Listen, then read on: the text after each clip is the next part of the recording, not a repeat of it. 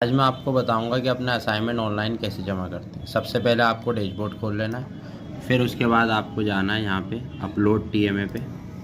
उसके बाद आपको जैसे ये सारा पूरा टीएमए आ गया, जिस सब्जेक्ट का आपको जमा करना है, फॉर एग्जांपल बायोलॉजी का, तो बायोलॉजी पे क्लिक करेंगे और यहाँ से अपनी लैंग्वेज चूज़ कर लेंगे, जिस लैंग्वेज में, जैसे इंग्लिश में है इंग्लिश मीडियम।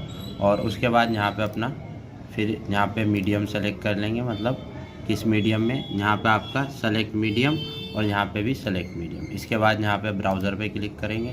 ब्राउज़र के बाद बायोलॉजी जहाँ पे भी आपको दिख रहा है, मतलब जो बायोलॉजी का आपका, उस पर क्लिक करेंगे और ओपन पे क्लिक कर देंगे। जैसे ही आप ओपन पे क्लिक करेंगे, यहाँ पे लिखा हुआ आ जाएगा आपका ये, और ये बायोलॉजी का यहाँ पे लिखा हुआ आ जाएगा, और ये यहाँ पे इस तरह आपका ये सबमिट पे क्लिक करेंगे और ये आपका असाइनमेंट जमा हो जाएगा। तो इस तरह असाइनमेंट जमा होता है।